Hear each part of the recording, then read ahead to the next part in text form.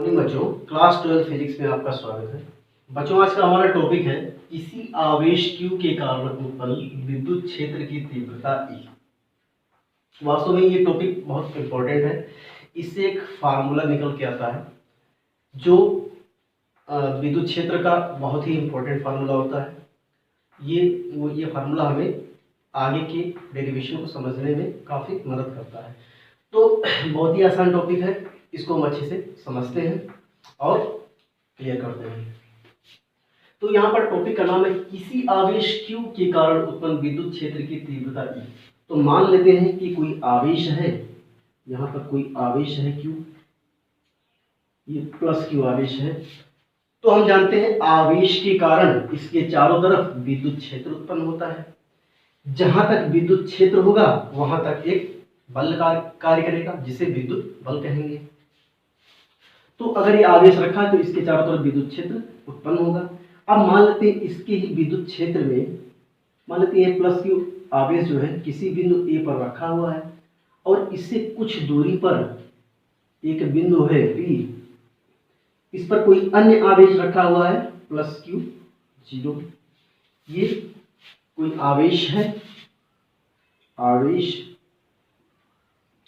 और ये कोई अन्य आवेश, यानी कि या इस अन्य आवेश को बोलते हैं परीक्षण आवेश। अब ये प्लस Q आवेश, मान लेते हैं इन दोनों A और P के बीच की कुछ दूरी होगी, तो उस दूरी को मान लेते हैं R है। अब ये प्लस Q आवेश इस प्लस Q0 आवेश पर एक बल लगाएगा, क्योंकि दोनों समान आवेश हैं तो इनके बीच प्रतिकर्षण बल आएगा। अब ये प्लस Q आवेश प्लस Q0 पर जो बल लगाएगा उस बल की दिशा इधर होगी, क्योंकि ये क्या करेगा, प्लस Q आवेश प्लस Q0 को प्रतिकर्षित करेगा, पीछे की तरफ धक्का देगा, क्योंकि समान आवेश है। तो प्लस Q द्वारा बिंदु P पर रखे प्लस Q0 आवेश पर लगने वाला बल F जो होगा, मान लेते हैं बल है F, इस बल की दिशा इधर हो जाएगी। तो अगर हम कहें कूलाम के नियम से इस बल का मान कितना होगा, तो हम कहेंगे, क्योंकि हम जानते हैं कूलाम के नियम से, कूलाम के नियम से हमें पता है, अगर हम कहें तो दो बिंदु आवेशों के बीच लगने वाला जो बल होता है वो जब बराबर होने पर 4πε0 Q/2 में r² होता है। अब यहाँ पर भी दो आवेश हैं, तो इन आवेशों के बीच जो बल आएगा, किसी एक, ये प्लस Q आवेश इस प्लस Q0 पर प्रतिकर्षण बल लगाएगा और प्लस Q0 प्लस Q पर प्रतिकर्षण बल लगाएगा। लेकिन हमें ज्ञात करना है किसी आवेश Q, यानी कि इस आवेश के कारण उत्पन्न विद्युत क्षेत्र की तीव्रता है। तो पहले हम बल निकाल लेते हैं, बल निकालने के बाद हम विद्युत क्षेत्र की गणना कर लेंगे।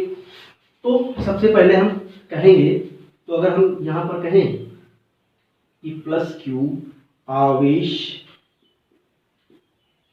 के कारण प्लस Q0 पर लगने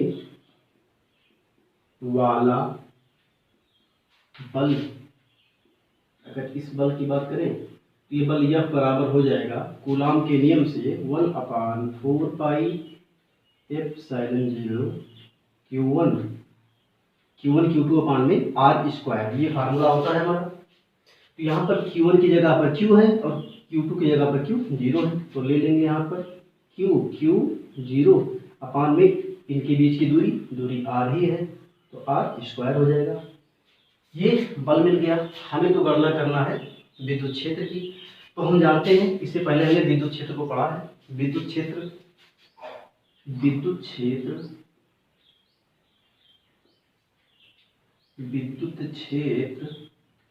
E बराबर होता है F अपान में Q0। ये हमने आपको इससे पहले पढ़ाया था। विद्युत क्षेत्र बराबर होता है विद्युत बल बटे आवेश। इसको मान लेते हैं हम समीकरण नंबर 1। तो हम कहेंगे समीकरण 1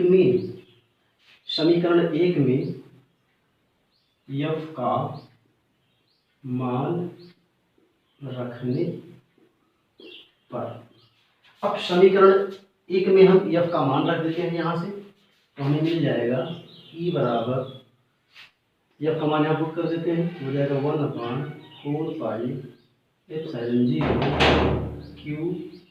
क्यू जीरो अपान में आर स्क्वायर। ये पूरा वैल्यू हमने एफ के स्थान पर रख दिया और नीचे हो जाएगा हमारा क्यू जीरो पहले से उपस्थित है।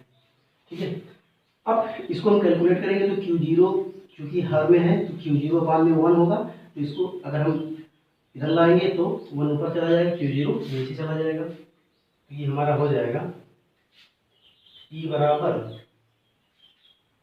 1/4πε0 क्यू जीरो अपान में आर स्क्वायर। ये क्यू जीरो ऊपर अंश में चला जाएगा, सॉरी यहाँ से क्यू जीरो अपान 1 होगा तो 1 ऊपर चला जाएगा और क्यू जीरो नीचे आ जाएगा। जिसको इधर ले जाएंगे तो क्यू जीरो से क्यू जीरो कैंसिल आउट हो जाएगा।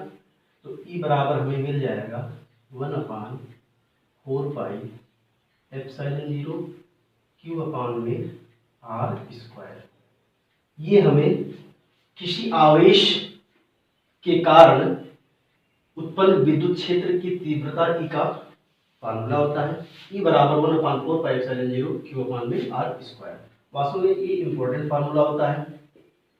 आगे के जो डेरिवेशन होंगे जो आपके बोर्ड एग्जाम में 5-5 नंबर के आते हैं, तो उनको समझने में ये हमें बहुत ही मदद देता है। तो इसको आपको लर्न करके रखना चाहिए। इससे पहले चैप्टर में हमने तीन फार्मूला हमने सीखा है। पहला, दो बिंदु आवेशों के बीच लगने वाला विद्युत बल F बराबर कूलाम के नियम से 1/4πε0 क्यू अपान में आर स्क्वायर। दूसरा हमने सीखा विद्युत क्षेत्र का फार्मूला E बराबर F अपान में क्यू जीरो। तीसरा हमने विद्युत क्षेत्र का एक और फार्मूला सीखा E बराबर 1/4πε0 अपान में क्यू अपान में आर स्क्वायर। तो ये तीनों आपको लर्न करके रखने हैं।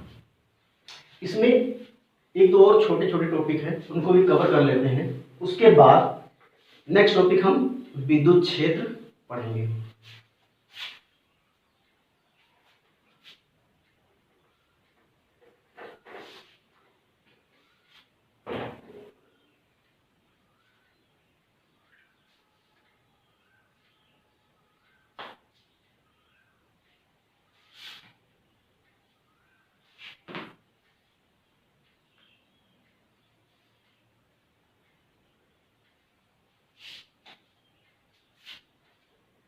आपके बोर्ड एग्जाम में कभी कभी कूलाम की परिभाषा लिखने के लिए आता है, तो कूलाम के नियम में एक टॉपिक ये इंक्लूड करना था, तो उसको भी हम इसमें समझ लेते हैं ताकि हमारा कोई भी टॉपिक रह ना जाए। सारे टॉपिक को 1 बाय 1 हम कवर करके पूरा चैप्टर अच्छे से क्लियर करते हैं और ऐसे कंटिन्यू टोटल हम क्लास 12 का फिजिक्स अच्छे से लर्न कर लेंगे। तो करते हैं, आपके एग्जाम में आता है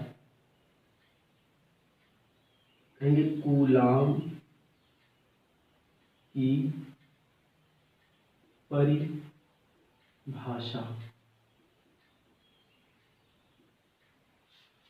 तो कूलाम के नियम से हमने दो बिंदु आवेशों के बीच लगने वाले बल के बारे में पढ़ा था। यह बराबर 1/4πε0 क्यू अपान में आर स्क्वायर।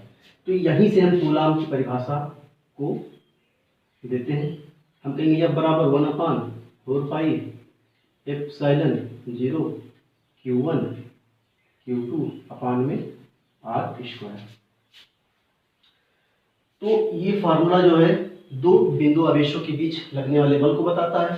तो मान लेते हैं यहाँ पर कोई बिंदु आवेश Q1 है, यहाँ पर Q2 है और इनके बीच की दूरी जो R है। तो Q1 जो आवेश है उसका मान लेते हैं अगर 1 कूलाम है और Q2 का मान भी 1 कूलाम है। साथ में जो इन दोनों आवेशों के बीच की दूरी है वो है 1 मीटर। तो अगर इन वैल्यूज को हम इक्वेशन फर्स्ट में पुट कर दें तो हमें प्राप्त होगा F = 1/4πε0 Q1 का मान भी हमने 1 कूलाम मान लिया है, 1 × Q2 का मान भी हमने 1 कूलाम मान लिया, ये भी 1 हो जाएगा। अपान में R, इनके बीच की दूरी R 1 मीटर है। तो ये हमें मिल जाएगा F बराबर, इसको कैलकुलेट करेंगे तो हमें प्राप्त हो जाएगा 1/4πε0।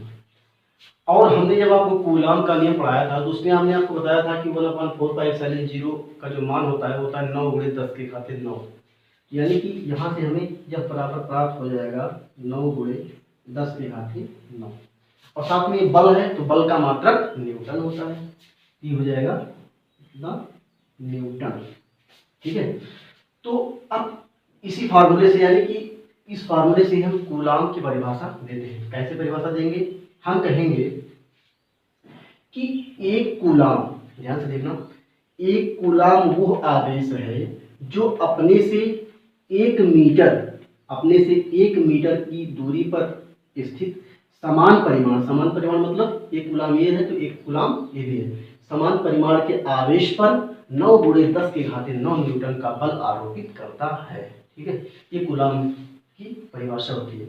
तो इस डेफिनेशन को चाहे तो हम लिख सकते हैं, यहाँ पर हम लिख लेते हैं। तो हम कहेंगे एक कूलाम वो आवेश है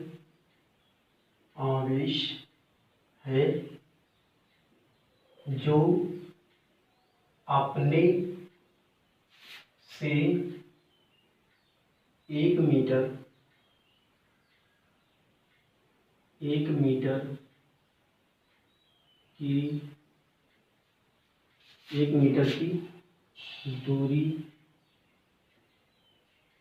पर स्थित समान परिमाण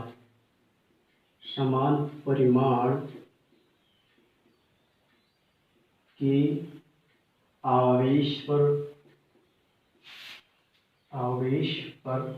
समान परिमाण मतलब एक कूलाम ये है तो एक कूलाम ये भी है। परिमाण का मतलब होता है कि अंकों में जो मान आए, एक कूलाम यानी परिमाण दोनों का सेम हो गया। तो समान एक कूलाम वो आवेश है जो अपने से 1 मीटर की दूरी पर स्थित समान परिमाण मतलब एक कूलाम का दूसरा आवेश भी है, समान परिमाण के आवेश पर 9 × 10⁻9 न्यूटन का बल आरोपित करता है। यही एक कूलाम की परिभाषा होती है। ठीक है, तो कहेंगे दूरी पर समान परिमाण के आवेश पर 9 × 10⁻9 न्यूटन का बल आरोपित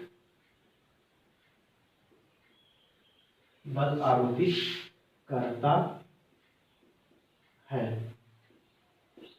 तो ये हो गया कूलाम की परिभाषा। तो कूलाम की परिभाषा वास्तव में इस फार्मूले से ही दिया जाता है, बहुत ही आसान है, आप खुद से इसको समझ सकते हो, ये आपके एग्जाम में आता रहता है। ठीक है, तो ये टॉपिक कंप्लीट हो गया। इसमें एक और छोटा सा प्यारा सा टॉपिक बचा हुआ है, उसको भी इसी में कवर कर देते हैं। एक टॉपिक है अगला आपका, कहते हैं माध्यम का परावैद्युतांक।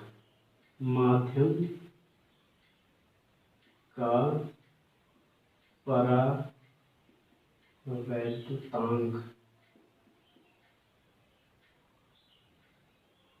इंग्लिश में इसको बोलते हैं डाइलेक्ट्रिक कांस्टेंट ऑफ मीडियम।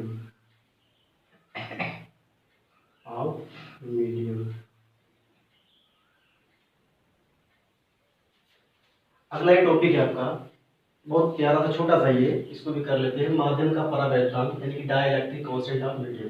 तो देखो ये जो माध्यम का परावैद्युतांक होता है, हमने आपको कूलाम के नियम में या बराबर 1/4πε0 Q/2 जो फार्मूला आया था, वहाँ पर हमने बताया था कि K बराबर होता है 1/4πε0, जब आपको डेरिवेशन कराया गया था। तो K को ही माध्यम का परावैद्युतांक कहते हैं। वास्तव में ये होता क्या है, ये वास्तव में दो विद्युतशीलताओं का अनुपात होता है। हम कहते हैं माध्यम का परावैद्युतांक होता है, इसको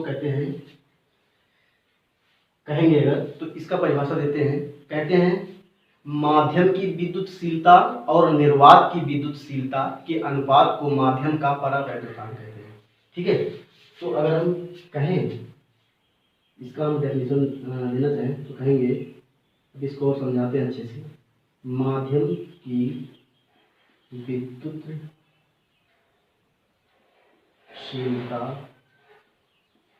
तथा निर्वात की विद्युतशीलता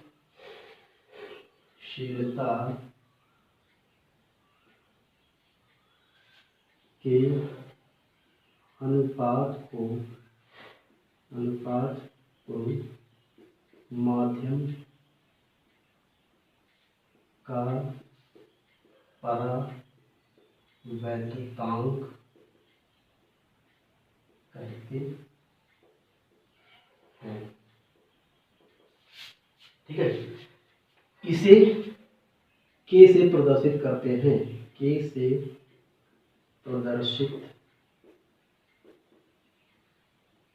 करते हैं।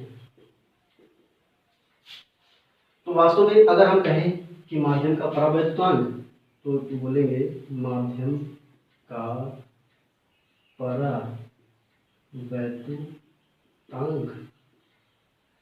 तो बराबर हो जाएगा आपका माध्यम की विद्युतशीलता, माध्यम की विद्युतशीलता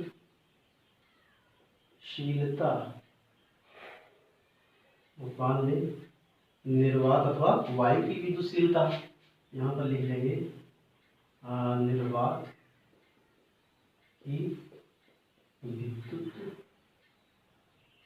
विद्युतशीलता। तो अगर माध्यम के परावैद्युतांक को हम के से प्रदर्शित करते हैं तो के बराबर हो जाएगा माध्यम की विद्युतशीलता को हम विद्युतशीलता हमने आपको उदाहरण के लिए बताया था, विद्युतशीलता जो निर्वात अथवा वायु की विद्युतशीलता होती है उसको एप्सिलॉन 0 से प्रदर्शित कर देते हैं। तो यहाँ पर अगर हम कहें कि अलग अलग माध्यमों की जो विद्युतशीलता होती है वो अलग अलग होती है। ठीक है, तो माध्यम की विद्युतशीलता अगर कोई माध्यम हो, कोई माध्यम का मतलब जैसे जल हो, या मान लेते हैं कोई ग्लास है, या मतलब कहने का मतलब ये है यहाँ पर अगर हम समझें तो चूंकि हम विद्युत की पढ़ाई कर रहे हैं तो इसमें माध्यम जैसे विद्युत जो प्रवाह करता है वो किसी सुचालक पदार्थ में करता है। जैसे मान लेते हैं कि कॉपर या एल्युमिनियम का तार होगा तो कॉपर की विद्युतशीलता अलग हो जाएगी और उसमें साथ में जो है एल्युमिनियम भी कहेंगे तो इसकी विद्युतशीलता अलग अलग होगी। तो मतलब अलग अलग पदार्थ की जो विद्युतशीलता होती है वो अलग अलग होती है।